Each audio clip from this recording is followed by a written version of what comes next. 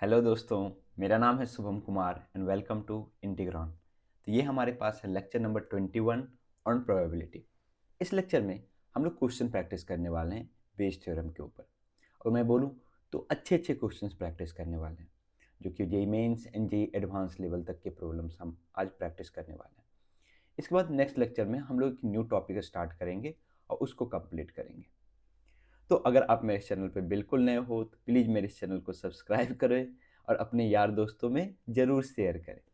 तो इस लेक्चर में आगे बढ़ने से पहले थोड़ा सा मैं हाईलाइट करना चाहता हूँ बेस थ्योरम के ऊपर, जिसके बारे में हमने लास्ट लेक्चर में डिस्कस किया था। कि बेस थ्योरम क्या बोलता है कि हमारे पास कोई भी एक सैंपल स्पेस है, ठीक है। अब इस सैंपल स्पेस का मान लेते हैं कि कुछ पार्टीशन है हमारे पास।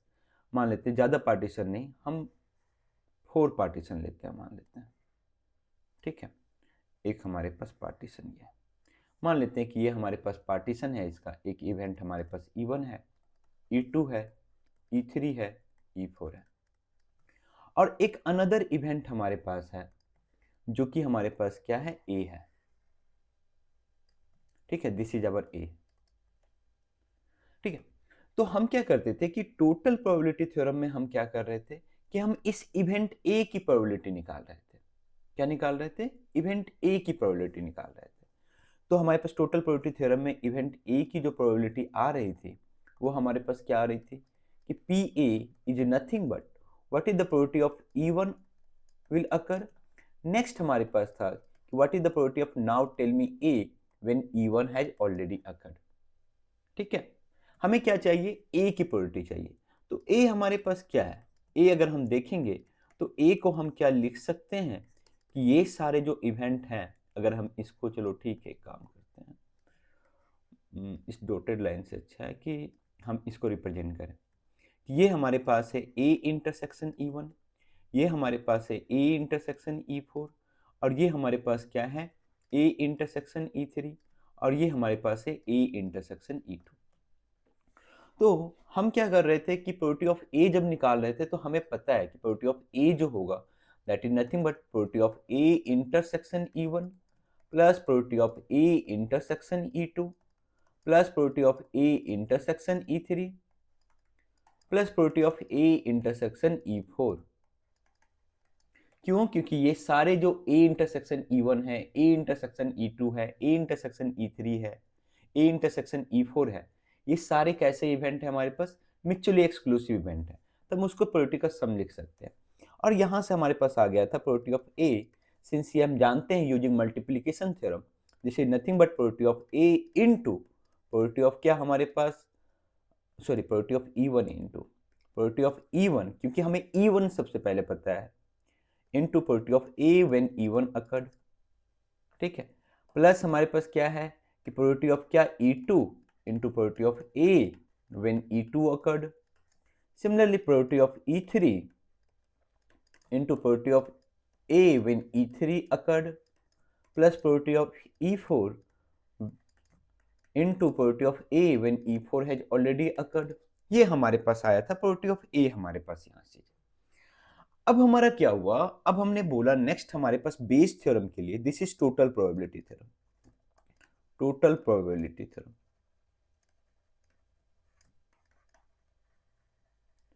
अब जैसे हमने बेस थ्योरम के बारे में बात किया तो बेस थ्योरम क्या बोला कि बेस थ्योरम बोला क्या कि अब हमें ये नहीं चाहिए, हमने ये बोला कि A has occurred, A has occurred.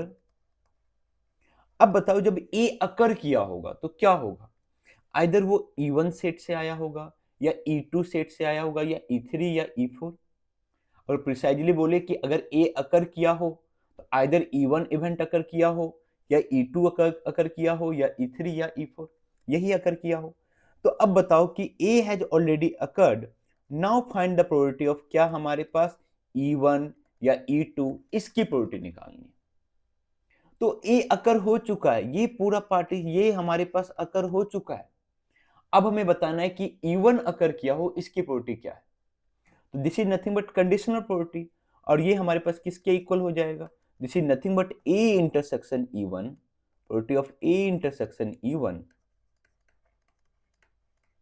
Upon क्या हमारे पास, प्रोबेबिलिटी ऑफ ए। और ये चीजें हमारे पास A इंटरसेक्शन E1 ऑलरेडी पता है यहाँ पे, तो हम इसका यूज करेंगे, probability of E1 into probability of A when E1 occurred upon probability of A।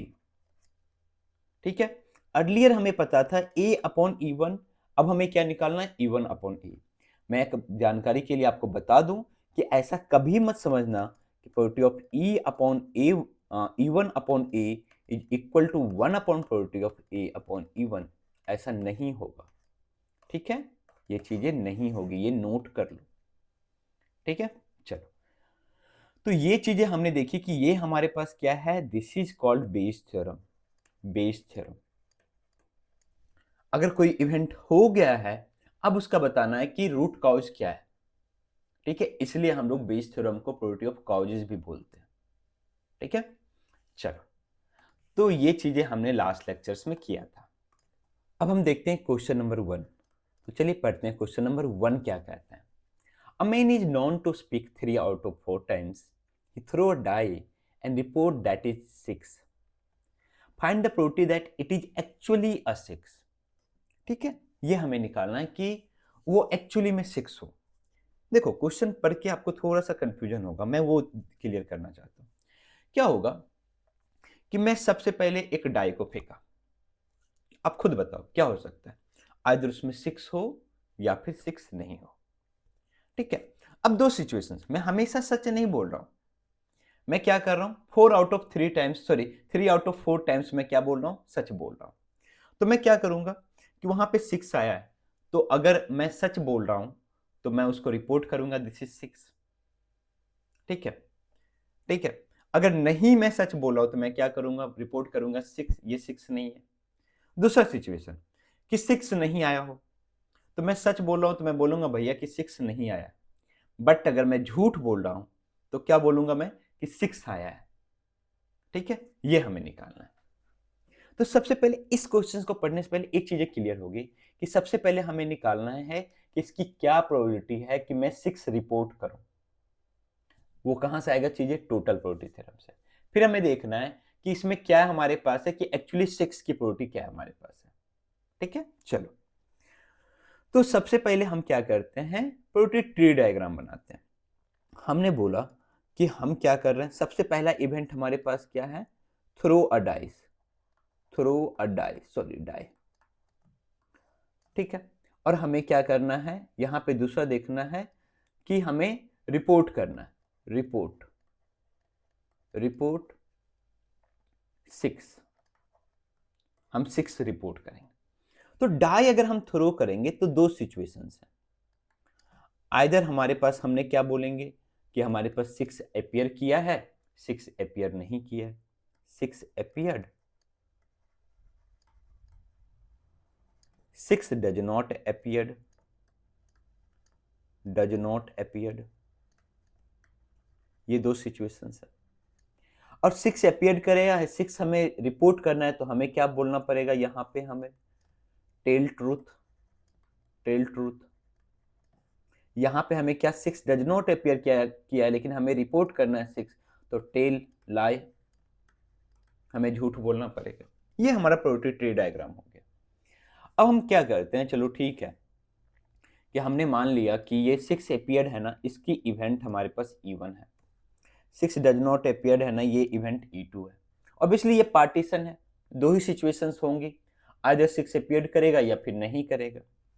फिर हमारे पास टेल ट्रूथ है ना, ये हमारे पास, चलो ठीक है, ये हमारे पास कब हम क्या कर रहे हैं, जब 6 अपीयर्ड किया है, E1 इवेंट अपीयर्ड किया है, तब मैं सच बोल रहा हूं। ठीक है, या फिर रिपोर्ट में क्या कर रहा हूं, 6 को रिपोर्ट कर रहा हूं। तो इस 6 को रिपोर्ट करने की हम बोलते हैं कि ये हमारे पास इवेंट ए है।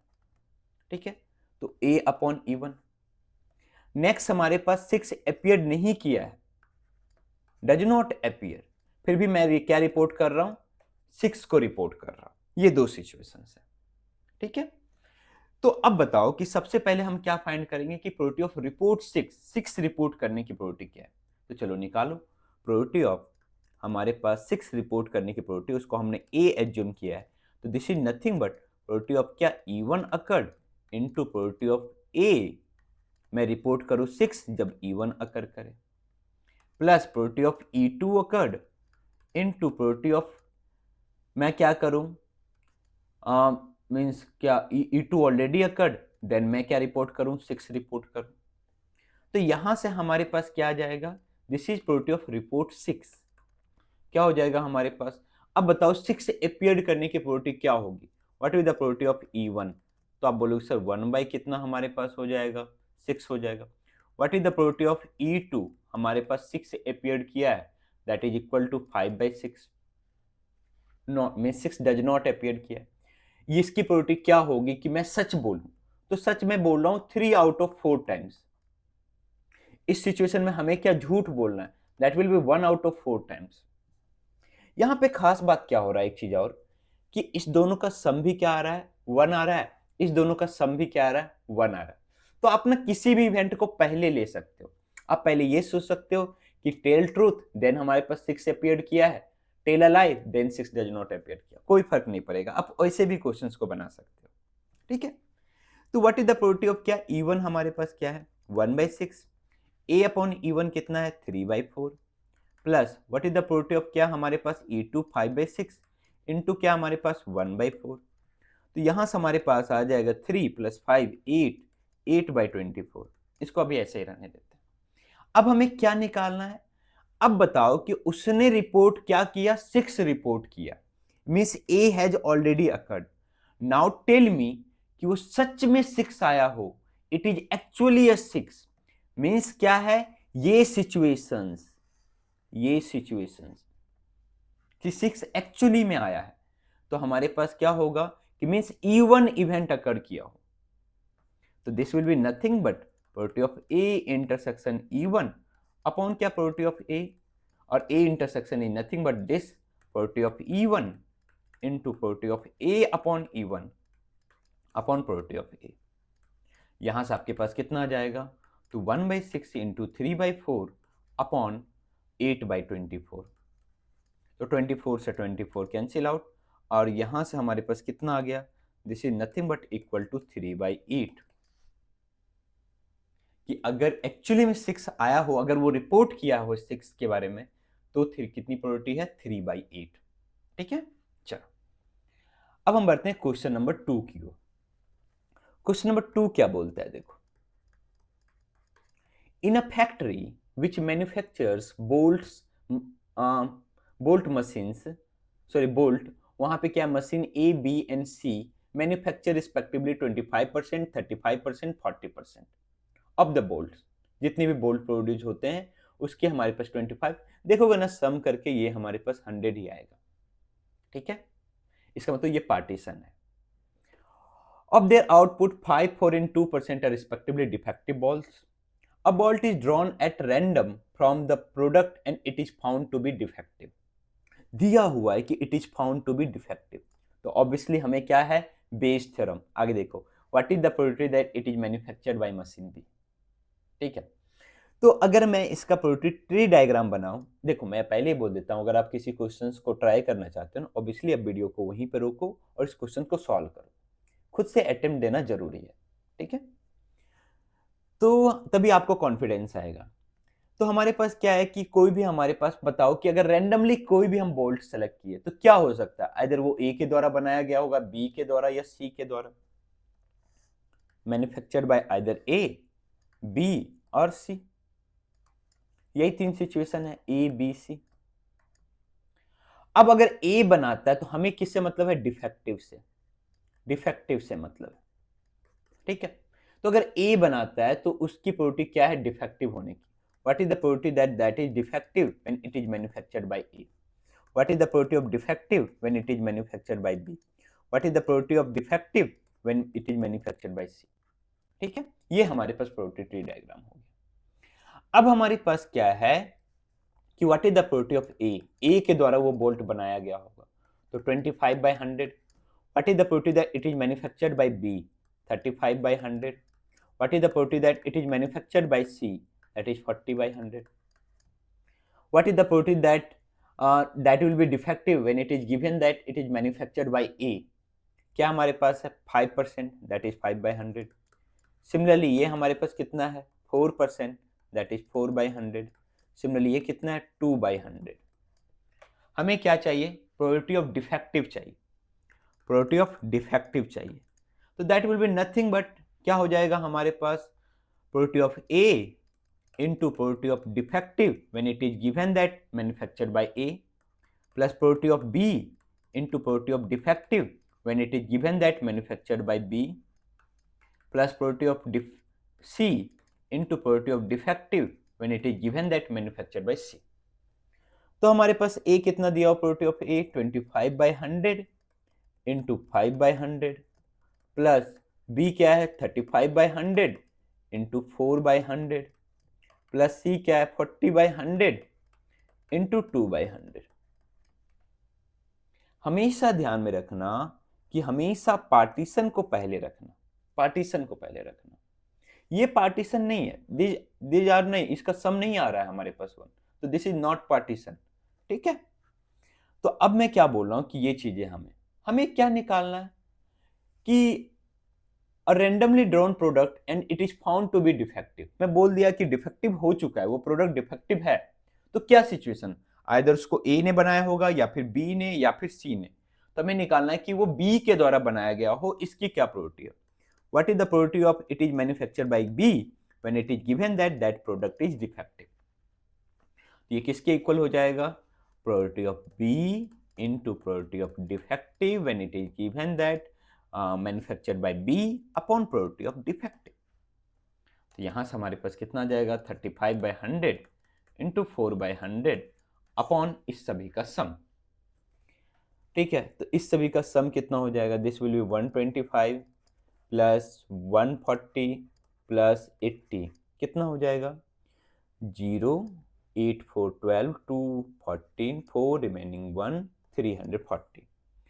तो 340 अपॉन 100 इंटू 100, तो दिस 100 इंटू 100 कैंसिल आउट, और यहाँ से हमारे पास आ गया 35 इंटू 4/340। हमारे पास 2 से 2 टाइम्स में और 2 से हमारे पास 170 टाइम्स में। ठीक है, अगेन 2 से हमारे पास 85 टाइम्स में, एंड 5 से हमारे पास कितना 7 टाइम्स में, 5 से हमारे पास कितना 17 टाइम्स में। तो क्या आ जाएगा 7/17 that it is manufactured by B. ठीक है, तो अब तक आपको आइडिया लग गया होगा कि बेस थ्योरम के क्वेश्चंस को कैसे आइडेंटिफाई करना है और कैसे सॉल्व करना है। नेक्स्ट क्वेश्चन देखो,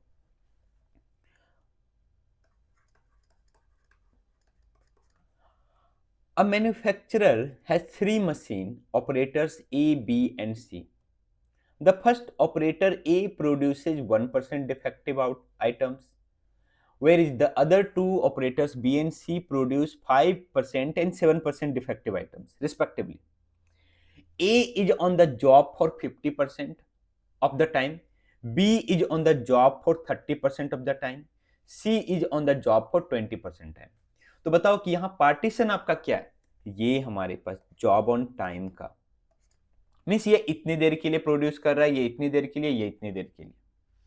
a defective item is produced, defective item हो चुका है, what is that, it is produced by A. Same question last वाला क्वेश्चन है ना। तो हमें क्या करना है कि इस क्वेश्चन को हम फटाफट सॉल्व करेंगे। ठीक है, हमारे पास सबसे पहले कि what is the that particular product is produced by A. तो ऑब्वियसली क्योंकि 50% टाइम ए काम कर रहा है, तो चांस है कि 50% वही करे produce 50/100। What is the probability that it is manufactured by B, that is 30/100। What is the probability that it is manufactured by C, 20/100। और ये सारे हमारे पास क्या पार्टीशन। अब अगर ए ने मैन्युफैक्चर किया है तो डिफेक्टिव आइटम आने की प्रोबेबिलिटी क्या है, तो हमारे पास क्या दिया 1%, 1/100। बी ने मैन्युफैक्चर किया है तो डिफेक्टिव आइटम प्रोड्यूस होने की प्रोबेबिलिटी क्या है, तो हमारे पास 5% दिया हो 5/100। सी ने मैन्युफैक्चर किया है, देन इसकी डिफेक्टिव प्रोडक्ट होने की क्या है हमारे पास 7/100। ठीक है, हमें क्या निकालना, what is the probability that defective items has already produced, means अगर मैं बोलूं what is the probability that A has produced that item when it is given that that item is defective. तो ये हमारे पास किसके इक्वल हो जाएगा, प्रोबेबिलिटी ऑफ ए, हमें प्रोबेबिलिटी ऑफ ए निकालना और बी निकालना, A probability of A into defective when it is produced by A upon sum of all this means probability of defective. तो ये हमारे पास किसके इक्वल हो जाएगा 50/100 into 1/100 upon 50/100 into 1/100 plus 30/100 into 5/100 plus 20/100 into, थोड़ा सा एक काम करते हैं, 20/100 इंटू हमारे पास क्या हो जाएगा 7/100. तो इसकी वैल्यू जो भी आएगी वो हमारा क्या होगा, फाइनल आंसर होगा, फाइनल आंसर. ठीक है, अब हम बढ़ते हैं. तो हमने फर्स्ट 3 क्वेश्चंस कर लिया, अब कुछ लंबे चौड़े क्वेश्चंस आएंगे आपके बाद. ठीक है, देख कर डरना नहीं है, आराम से प्रोटी के क्वेश्चंस को देख के डरना नहीं, बिल्कुल आराम से सोचो कि क्या क्या दिया हो, क्या क्या करना है, बस क्वेश्चंस को पढ़ो. सारे इंफॉर्मेशन लैंग्वेज में ही दिए होते हैं, क्वेश्चंस में ही दिए होते हैं. ठीक है, तो हमारे पास क्या है कि a computer producing factory has only 2 plants T1 and T2.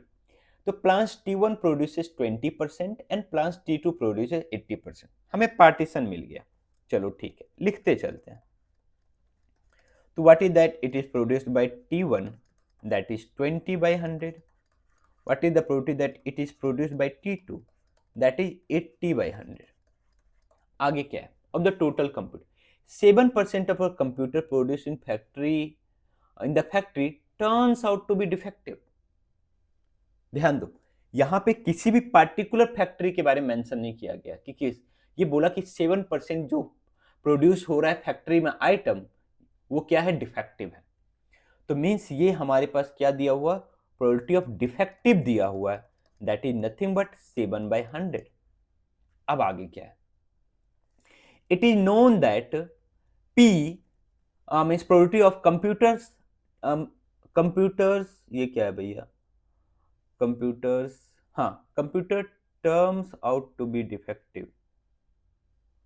हाँ चलो ठीक, कंप्यूटर टर्न्स होना चाहिए, I think turns out to be defective. चलो ठीक है, turns out to be defective, given that it is produced in plant T1. Means हमारे पास बोला कि वो डिफेक्टिव आ जाए जब वो गिवन हो कि T1 के द्वारा प्रोड्यूस हो. ये आगे हमारे पास क्या है, is 10 times the probability of computer turns out to be defective when it is given that it is produced in plant 2. means ये जो हमारे पास है, this is 10 times of the probability of means defective when it is given that it is produced by T2. ये हमारे पास दिया हुआ है. आगे क्या दिया हुआ है, where P denotes the probability of an event. A computer produced in the factory is randomly selected and it does not turn out to be defective. Means वो हमारे पास डिफेक्टिव नहीं आया है, ये इवेंट अकर किया हुआ है. देन फाइंड द, चलो ठीक है, वो हमारे पास निकालना. मीन्स हमें क्या है, ये बोला कि एक कंप्यूटर आइटम्स हमने क्या है सेलेक्ट किया रेंडमली, वो हमारे पास डिफेक्टिव नहीं आया है. Now tell me the probability that it is produced by which, it is produced by plant T2. अब ये बताना है कि ये T2 के द्वारा हमारे पास बनाया गया है when it is not defective. ये हमें निकालना है.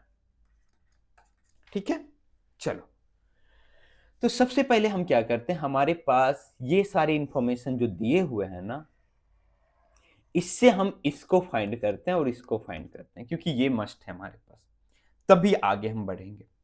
एक तो ये काम करेंगे, चलो ठीक है. तो सबसे पहले हम मान लेते हैं let probability of D upon T2 equal to x.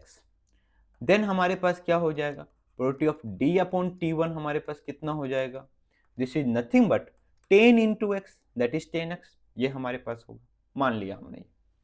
अब हमें पता है कि probability of defective हमें दिया हुआ, तो this is nothing but probability of T1 into probability of defective when it is given that it is produced by T1 plus probability of T2 into probability of defective when it is given that it is produced by T2. तो यहां से हमारे पास कितना होगा, probability of T1 कितना दे रखा है 20/100 and 80/100.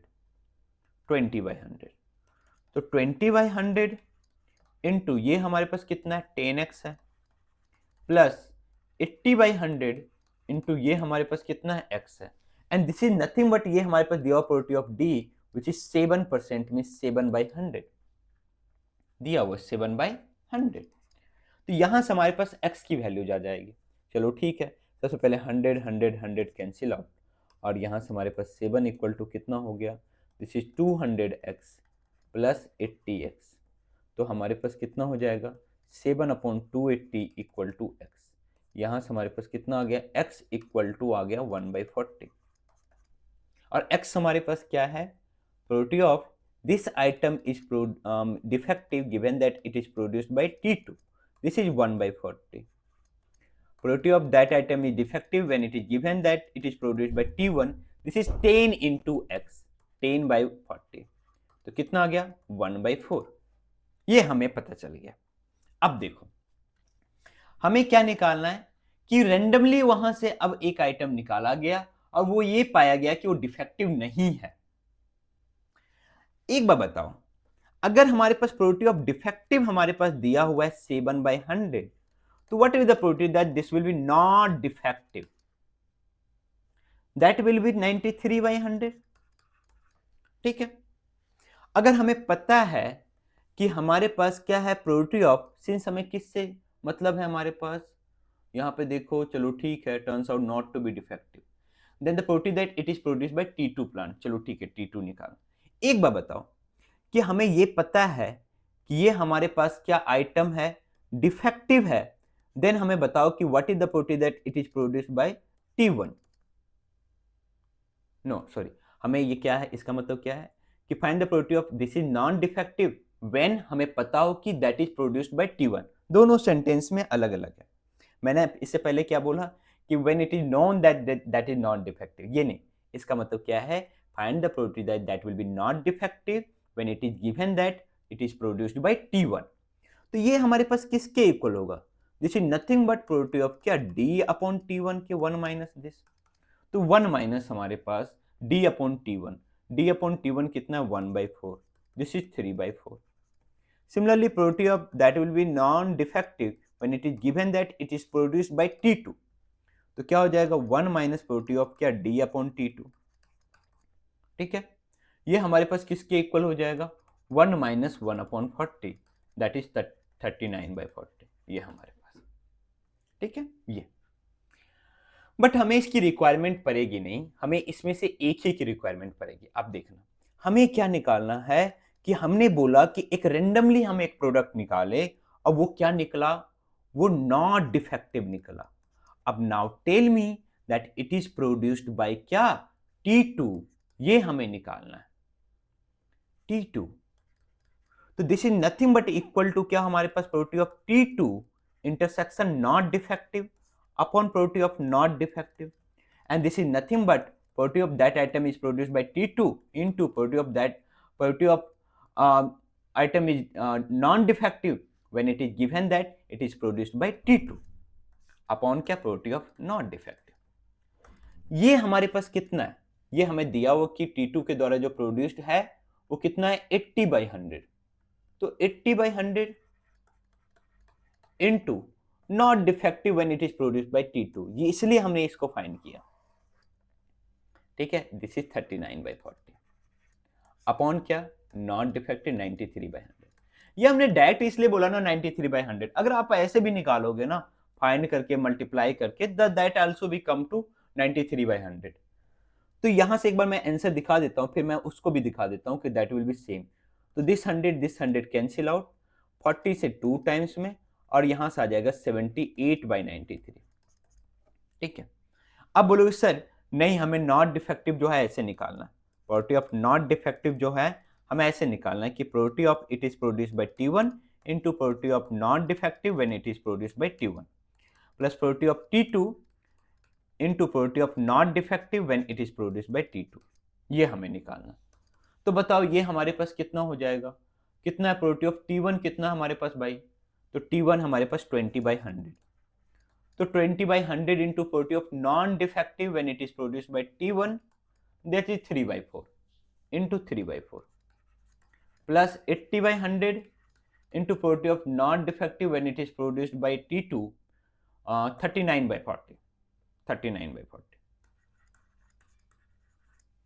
तो हमारे पास कितना होगा 1010 कैंसिल आउट, तो हमारे पास यहां से आ गया 60/400 प्लस जो भी यहां से हमारे पास आए कितना हो जाएगा 9 8 22 7 31 312/400 और यहां से हमारे पास कितना हो जाएगा 27372/400।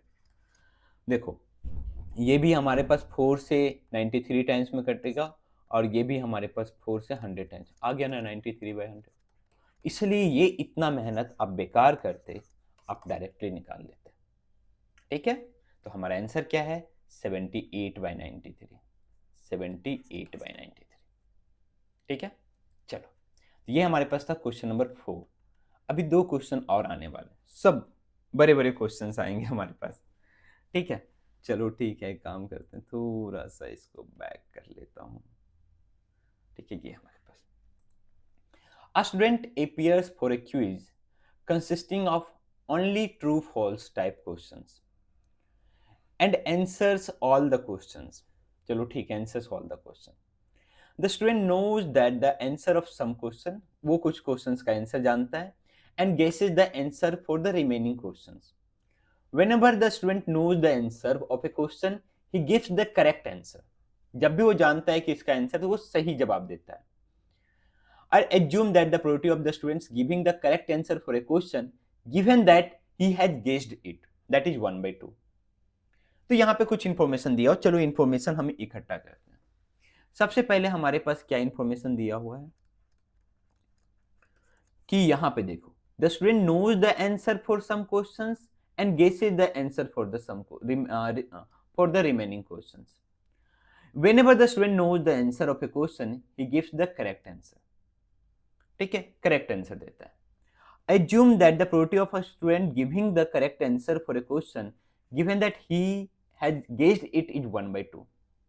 Also assume that the probability of the answer of a question being guessed given that the student answer is correct is 1/6। ठीक है, क्या दिया हुआ है? Also assume that the probability of the answers for a question being guessed given that a student's answer is correct is 1/6। Given that a student answer is correct is 1/6। Then the probability that a student knows the answer of a randomly question। बहुत खोज-पोछ हो चुका है इस question में। तो सबसे पहले हम प्रोबेबिलिटी ऑफ ट्री डायग्राम बनाएंगे कि हम रेंडमली एक क्वेश्चन सेलेक्ट करते हैं। 2 सिचुएशंस होंगे, आइदर हम क्या बोलेंगे, आइदर हम knows the answer या फिर हमें क्या है does not knows the answer, means हम गेस करेंगे गेस द आंसर। ये 2 सिचुएशंस कर। अगर नो हम जानते हैं तो हमें क्या करेक्ट के बारे में देखना है, तो हम क्या बोलेंगे उसका प्रोबेबिलिटी क्या हमारे पास, जब हम क्या probability of correct when it is given that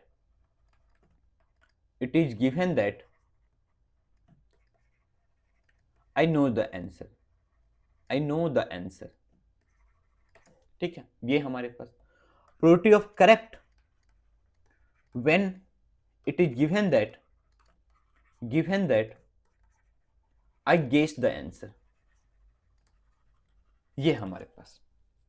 तो मान लेते हैं कि हम आंसर जानते हैं ना, इसको हम क्या कर देते हैं, इसको हम डिनोट कर देते हैं E1 से, दिस इज E1 और guess the answer this is E2। Probability of correct when it is given that I know the answer, correct को हम क्या करते हैं, करेक्ट जो हमारे पास है दिस इज आवर A। तो हमारे पास A when it is given that I know the answer, ये हमारे पास प्रोबेबिलिटी ऑफ क्या हमारे पास correct when it is given that I guess the answer, ये हमारे पास। तो क्या क्या दिया हुआ है ये देखो, हमारे पास दिया हुआ है क्या कि assume that the a student probability of giving the correct answer per question given that he guessed it, that is 1/2, this is 1/2। Next हमारे पास क्या दिया हुआ है, the student knows the answer for some question and guesses the answer. Whenever a student knows the answer of a question, he gives the correct answer. जब भी वो जानता है आंसर, वो क्या देता है? Correct one. That is probability of one. ठीक है, ये हमें अभी तक कहीं नहीं मिला है. आगे क्या दिया हुआ है? आगे देखो क्या दिया हुआ है. Also assume that the probability of answer of a question being guessed given that student answer is correct. Means ये दिया हुआ कि स्टूडेंट का आंसर करेक्ट है. अब बताओ कि वो गेस किया हो, दैट इज E2. ये हमें क्या है? ये हमें पता है. How much it is? It is 1/6. Means Bayes theorem आपको दिया हुआ ही है.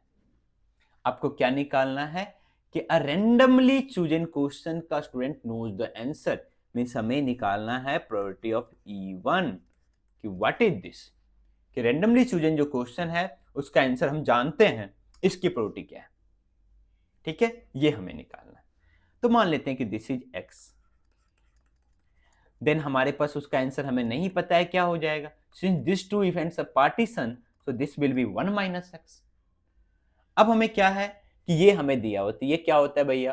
This is nothing but probability of E2 into probability of क्या? A upon E2 upon probability of क्या? A हमारे पास. तो क्या हो जाएगा? This is nothing but equal to 6. ये हमारे पास क्या 1/6 के इक्वल है. तो 1/6 equal to probability of E2 हमने क्या माना है? 1 - x into probability of A by E2 क्या? 1/2 अपॉन प्रोबेबिलिटी ऑफ A क्या होगा? तो इसका इसके साथ प्रोडक्ट प्लस इसका इसके साथ प्रोडक्ट. तो करो, तो हमारे पास क्या आ जाएगा? x into 1 plus 1 - x into 1/2. यहां से हमारे पास क्या आ जाएगा? 1/6 equal to this is 1 - x upon 2 upon इसका सम कितना हो जाएगा? तो 2x प्लस 1. तो हमारे पास 2x, इसका सम निकाल लेते. 2x plus 1 - x that is x plus 1/2. तो दिस 2 गॉट कैंसिल्ड आउट. ठीक है, हमारे पास यहां से कितना आ जाएगा? x plus 1 equal to 6 - 6x. तो यहां से 7x equal to 5, x equal to 5/7. और हमें x ही निकालना था, प्रोबेबिलिटी ऑफ E1, जिसको हमने x से जिम किया था, दैट विल बी 5/7. ठीक है, तो एक बार क्वेश्चंस को पढ़ो, एक्सट्रैक्ट करो. समझो कि ऐसे क्वेश्चंस आएंगे तो पैराग्राफ टाइप का क्वेश्चंस हैं. तो एक बार सबसे पहले इंफॉर्मेशंस को एक्सट्रैक्ट करो, ऐसे लिखना सीखो प्रॉब्लम्स को. ठीक है, ओके. अब हम बढ़ते हैं अपने आखिरी प्रॉब्लम्स की ओर. वो भी थोड़ा अच्छा खासा लंबा क्वेश्चन है हमारे पास. ठीक है, चलो आराम से पढ़ते हैं क्वेश्चंस को. A factory has a total of 3 manufacturing units, M1, M2 and M3, which produce bulbs independent of each other. The unit M1, M2 and M3 produced bulb in the proportions. किस proportion में bulb produce कर रहा है? 2:2:1. तो यहाँ से क्या बता सकते हो कि what is the probability that a randomly selected item is manufactured by M1? Yes, that will be nothing but 2 upon 2 plus 2 plus 1, 2/5. What is the probability that a randomly selected item is produced by M2? That is also 2/5. And what is the probability that randomly selected item is produced by M3? That will be equal to 1/5. ये हमारे पास partition मिल चुका है. It is known that 20% of the bulb produced in the factory are defective. उस question जैसा है, question number 4 जैसा, कि हमें पता है कि प्रोबेबिलिटी ऑफ डिफेक्टिव हमारे पास दिया हुआ है, that is equal to how much? 20%. 20%, 20/100. It is also known that of all the 3 bulbs produced by M1, 15% are defective. M1 के द्वारा जितना भी प्रोड्यूस्ड है ना, M1 के द्वारा, उसमें डिफेक्टिव कितना है? 15%, 15/100. Suppose that if a randomly chosen bulb produced in the factory is found to be defective, एक randomly chosen bulb जो है वो defective मिल चुका है, कहीं ना कहीं बेस थ्योरम से रिलेटेड है. The probability that it is produced by M2 means एक randomly selected जो bulb है वो defective हो चुका है, and probability that it is produced by M2 is nothing but equal to 2/5. ये हमारे पास दिया हुआ है, ठीक है। If a bulb is chosen randomly from the bulbs produced by M3, then the probability that it is defective कितना होगा, ये हमें निकालना है। कि हमें क्या निकालना है कि what is the probability that that bulb is defective when it is given that it is produced by M3, ये हमें निकालना है, ठीक है। ये भी हमें नहीं पता है कि probability of defective when it is given that it is produced by M2, ये भी नहीं पता है। ये हमें दिया हुआ है, ये हमें दिया हुआ है, ठीक है। चलो ठीक है, हम इसको क्या करते हैं, इसको x मान लेते हैं, इसको y मान लेते हैं। अब बताओ सबसे पहले डिफेक्टिव, तो वहां से हमारे पास एक इक्वेशन ये आएगा और एक इक्वेशन यहां से आएगा। तो using total probability theorem, using total probability theorem हमारे पास क्या हो जाएगा, probability of defective will be nothing but probability that it is produced by M1 into probability of defective when it is produced by M1 plus probability that it is produced by M2 into probability of defective when it is produced by M2 plus probability of M3 into probability of defective when it is produced by M3। हो चलो, तो यहां से हमारे पास ये, अब बताओ क्या ये हमें दिया हुआ प्रोबेबिलिटी ऑफ डिफेक्टिव कितना है, दिया हुआ है 20%, 20/100। ये बताओ कितना दिया हुआ, आपने नोट किया होगा 2/5 into probability of defective when it is produced by M1, that is 15/100 plus probability of defective 2/5 into this is x plus 1/5 into y, ये हमारे पास। तो यहां से निकालना हमें कितना हो जाएगा, 20/100 इक्वल टू यहाँ पे 30/500 प्लस 2x/5 प्लस y/5। यहाँ से इक्वेशन एक निकलेगा, चलो निकालते हैं। तो हमारे पास ना इसको इधर भेज देते हैं, तो 20/100 minus 30/500 equal to 2x plus y/5। यहाँ से 500 एलसीएम आएगा, 100 माइनस ये हमारे पास 70/500 equal to 2x plus y/5, ठीक है। तो यहाँ से हमारे पास कितना आ जाएगा, इस 5 से हमारे पास कितने टाइम्स में, 100 टाइम्स में 1 0 cancel, means 2x plus y equal to कितना हमारे पास 7/10। दिस इज इक्वेशन 1, ये हमारे पास टोटल प्रोबेबिलिटी थ्योरम से। नेक्स्ट हमारे पास ये इंफॉर्मेशन भी दिया हुआ है, तो दिस इज नथिंग बट हम क्या करेंगे, यूजिंग क्या हमारे पास बेस थ्योरम। अब बेस थ्योरम क्या बोलता है भाई, बेस थ्योरम हमारे पास ये बोल रहा है, यहाँ पे ये दिया हुआ है कि it is given that is defective, then find the probability that it is produced by M2। ये हमारे पास दिया हुआ है कितना, 2/5। तो बताओ ये किसके इक्वल हो जाएगा, ये हमारे पास इक्वल होगा probability that it is produced by M2 into probability of defective when it is given that produced by M2 upon probability of defective, this is equal to 2/5, ठीक है। अब बताओ क्या ये हमें दिया हुआ probability of defective कितना दिया हुआ, probability of defective इनिशियली हमारे पास क्या दिया हुआ 20%, ये हमें दिया हुआ, चलो ठीक है 20/100। तो what is the probability of M2 से क्या है हमारे पास प्रोड्यूस, हमने M2 वाला सेगमेंट यहाँ पे लिखा है, M2 ये हमने लिखा है, दिस इज ये हमारे पास ये लिखा है, ये तो आई थिंक M2 का नहीं M3 का है। तो M2 का सेगमेंट हमारे पास ये है, ठीक है, ये हमारे पास है M2 का सेगमेंट, दिस पर्टिकुलर थिंग्स कितना हमारे पास है 2/5 into x।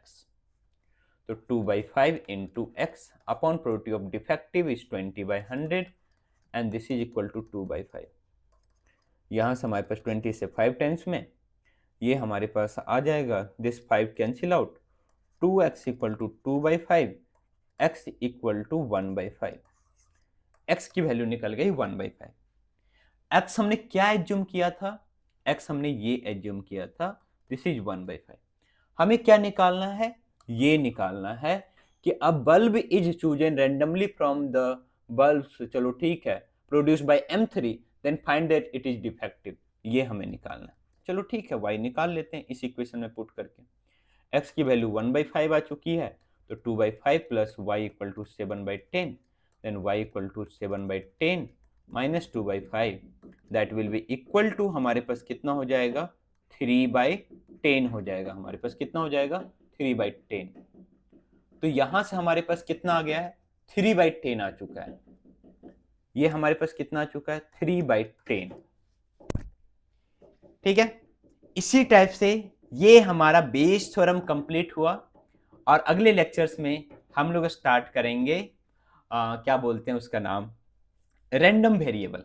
क्या स्टार्ट करेंगे, random variable and probability distributions के बारे में स्टार्ट करेंगे।